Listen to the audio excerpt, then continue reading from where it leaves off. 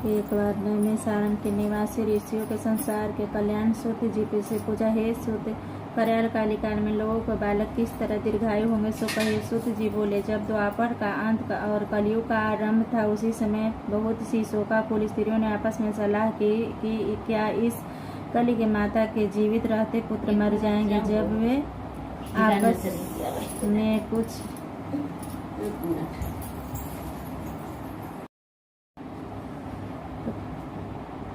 आपस में कुछ निर्णय नहीं कर सकी, तब गौतम जी के पास पूछने के लिए गए। जब उनके पास पहुंची तो उस समय गौतम जी आनंद के साथ बैठे थे। उसके सामने जाकर उन्होंने मस्तक झुकाकर प्रणाम किए।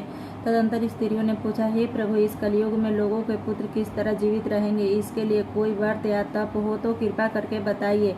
इस तरह उनकी बात सुनकर गौतम जी बोले, आपस में वही बात कहूँगा जो मैंने पहले से सुन रखी है। गौतम जी ने कहा, जब महाभारत युद्ध का अंत हो गया और द्रोण आत्मा को द्वारा अपने बेटों को मारा देखकर सब पांडव बड़े दुखी हुए, तो पुत्र के शोक से व्याकुल होकर द्रौपदी अपने सखियों के साथ ब्राह्मण श्रेष्ठ धौम्य के पास गई।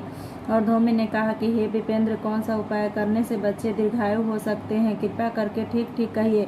तो हम बोले, सतयुग में सत्य वचन बोलने वाला, सत्याचरण करने वाला समदर्शी जितवाहन नामक एक राजा था। एक बार वह अपनी स्त्री के साथ अपनी ससुराल गया और वहां ही रहने लगा। तब एक दिन आधी रात समय पुत्र को शोक से व्याकुल होकर स्त्री रोने लगी, क्योंकि वह अपने बेटे के दर्शन से निराश हो चुकी थी। उसका पुत्र मर चुका था। वह रोती हुई कहती थी, हाय मुझ बूढ़ी माता को सामने मेरा बेटा मरा जा रहा है। उस रुदन सुनकर राजा जितवाहन का तो मानो हृदय विदान हो गया और तत्काल उस स्त्री के पास गया और उससे पूछा, तुम्हारा बेटा कैसे मरा? बूढ़ी ने कहा, गरुड़ प्रतिदिन आकर गांव में लड़कों खा जाता था। इस पर दयालु राजा ने कहा, माता अब तुम रो मत, आनंद से बैठो, मैं तुम्हारे बच्चों को बचाने का यत्न करता हूँ। ऐसा कहकर राजा उस स्थान पर मर गया जहाँ गरुड़ आकर प्रतिदिन मांस खाया करता था। उसी समय गरुड़ उस पर टूट पड़ा और राजा के शरीर का मांस खाने लगा। जब अति तेजस्वी गरुड़ राजा का बायां अंग खा लिया तो झटपट राजा ने अपना दाहिना अंग फेर कर गरुड़ को सामने कर दिया। यह देखकर गरुड़ जी ने कहा, देव योनियों से तुम कौन हो? तुम मनुष्य तो नहीं जान पड़ते। अच्छा, अपना जन्म और कुल बताओ। पीड़ा से व्याकुल मानने वाला राजा कहा, हे पक्षीराज, इस तरह का प्रश्न करना व्यर्थ है। तुम अपनी इच्छा भर मांस खाओ। यह सुनकर गरुड़ रुक गए और बड़े आदर से राजा को जन्म और कुल बात पूछने लगे। राजा ने कहा, मेरी माता का नाम स्वयं और मेरे पिता का नाम शालिवाहन है। सूर्य वंश में मेरा जन्म हुआ और मेरा जितवाहन मेरा नाम है। राजा की दयालुता देखकर गरुड़ ने कहा, हे महाभाग, तुम्हारे मन में जो अभिलाषा हो वह वर मांगो। राजा ने कहा, हे पक्षीराज, यदि आप मुझ पे वर दे रहे हो तो वर दीजिए कि आपने अब तक जिन प्राणियों को खाया है वह जीवित हो जाए। हे स्वामी, अब से सब आप यहाँ बालकों को न खाएं और कोई ऐसा उपाय करे कि वहाँ जहाँ उत्पन्न हो वे लोग बहुत दिनों तक जीवित रहे। धौम्य ने कहा, पक्षीराज, गरुड़ राजा को वरदान देकर स्वयं अमृत के लिए नागलोक चले। वहां से अमृत लाकर उन्होंने मरे मनुष्यों को हड्डियों पर बरसाया। ऐसा करने से सब लोग जीवित हो गए। जिनको पहले से गरुड़ खाया था। राजा ने त्याग और गरुड़ को वहां वाले को बहुत कष्ट दूर हो गया। और उस समय राजा ने शरीर को शोभा दूनी हो गई थी। राजा की दयालुता देखकर गरुड़ ने फिर कहा, मैं इस संसार में कल्याणार्थ एक और वरदान दूंगा। आज आश्विन कृष्ण सप्तमी से रहित शुभ अष्टमी तिथि है। आज से तुमने यहाँ की प्रजा को जीवन दान दिया है। हे वत्स, अब से यह दिन ब्रह्मा भाव हो गया है। जो मूर्ति भेद से विभिन्न नामों को विख्यात है, वही त्रिलोक के पूजित दुर्गा अमृत प्राप्त करने के अर्थ से जीवित पुत्रिका कहलाई है।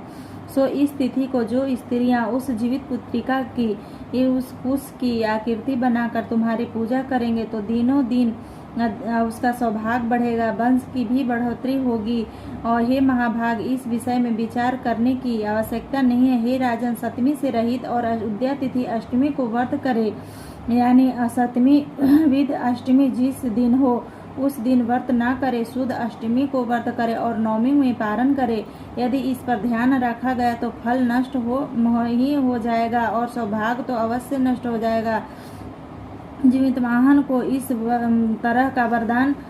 तरह का वरदान देकर गरुड़ वैकुंठ धाम को चले गए। राजा आकर अपनी पत्नी को साथ अपने नगर में वापस चले आए और दोहों में द्रौपदी से कहते हैं, हे देवी, मैंने अतीत दुर्लभ व्रत तुमने बताया है। इस व्रत को करने से बच्चे दीर्घायु होते हैं। हे देवी, तुम व्रत विधि से यह व्रत और दुर्गा जी को पूजन करो तो तुम्हें अभिलाषा फल प्राप्त होगा। मुनिराज धर्म से बात सुनकर द्रौपदी ने हृदय से पाकर कुतवाहन उत्पन्न हुआ और पूर्ववासिनी स्त्रियों से बुलाकर अपने साथ आकर उत्तम व्रत किया। गौतम जी ने कहा, हे व्रत और बर्वाह को किसी ने चिल्ली ने सुन लिया और किसी से अपनी सखी सियारिन को बताया। इसने पीपल वृक्ष में शाखा पर बैठकर चिल्ली ने अपना वृक्ष को खोते में बैठकर सियारिन ने भी व्रत किया। फिर भी चिल्ली उसे उत्तम ब्राह्मण के मुख से यह कथा सुनाई और पीपल में खोते में बैठी हुई अपनी सखी को सुनाया। सियारिन ने आधी रात कथा सुनी तो उसे भूख लग गया और उसी समय शव से भरे हुए शमशान में पहुंची। वहां इच्छा भर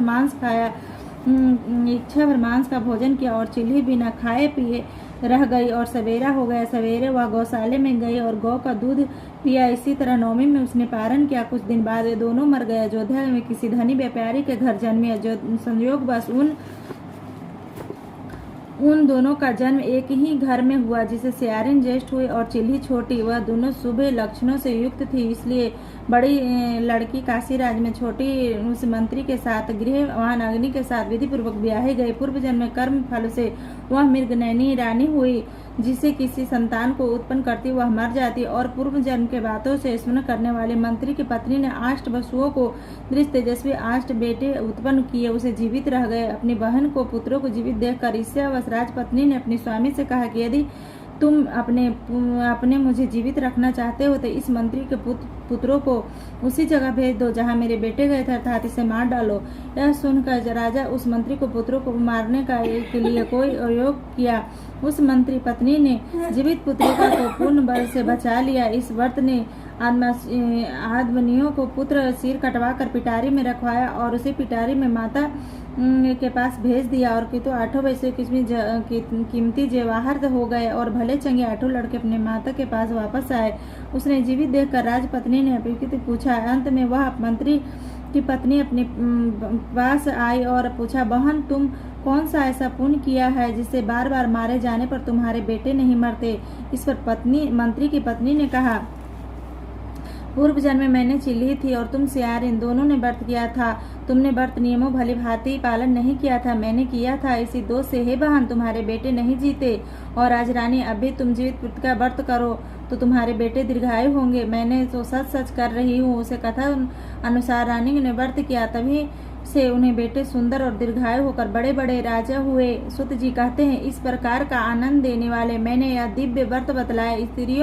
स्त्रियां चिरंजीवी संतान चाहती है तो विधि पूर्वक यह व्रत करे। प्रेम से बोलो जितवाहन जित की जय की जय।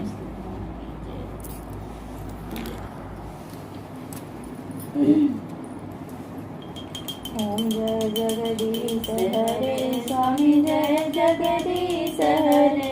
भक्त जनों के संकट, दास जनों के संकट क्षण में दूर करे। ओम जय जगदीश हरे। जो ढावे फल पावे, दुख बिन से मन का, प्रभु दुख बिन से मन का। सुख संपत्ति घर आवे, सुख संपत्ति घर आवे, कष्ट मिटे तन का। ओम जय जगदीश हरे। मात पिता न दो जाय, आस करूं किसकी। ओम जय जगदीश हरे। तुम हो पूर्ण परमात्मा, तुम अंतर्यामी, प्रभु तुम अंतर्यामी। पार ब्रह्म परमेश्वर, पार ब्रह्म परमेश्वर, तुम सबके स्वामी। ओम जय जगदीश हरे। तुम करुणा के सागर, तुम पालन करता प्रभु, तुम पालन करता। मैं मूर्ख खल कामी, मैं मूर्ख खल कामी, कृपा करो भरता। ओम जय जगदीश हरे, तुम हो एक गोचर, सबके प्राणपति, स्वामी सबके प्राणपति। किस विधि मिलो दया मैं, किस विधि मिलो दया में, तुमको को कुमति। ओम जय जगदीश हरे, दीन बंधु दुख हरता, तुम ठाकुर मेरे प्रभु, तुम रक्षक मेरे।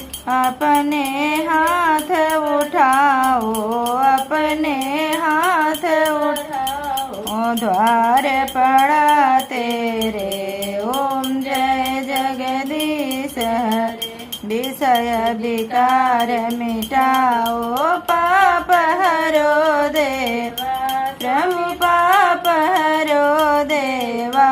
श्रद्धा भक्ति बढ़ाओ, श्रद्धा भक्ति बढ़ाओ, संतन की सेवा। ओम जय जगदीश हरे, तन मन धन सब कुछ है तेरा, तेरा तुझको अर्पण, क्या तेरा तुझको अर्पण, क्या लागे मेरा। ओम जय जगदीश हरे, ओम जय जगदीश हरे, प्रभु जय जगदीश हरे। भक्त जनों के संकट, दास जनों के संकट, क्षण में दूर करे। ओम जय जगदीश हरे, प्रभु जय जगदीश। प्रेम से बोलो विष्णु भगवान की जय, जितवाहन देवता की जय, की जय।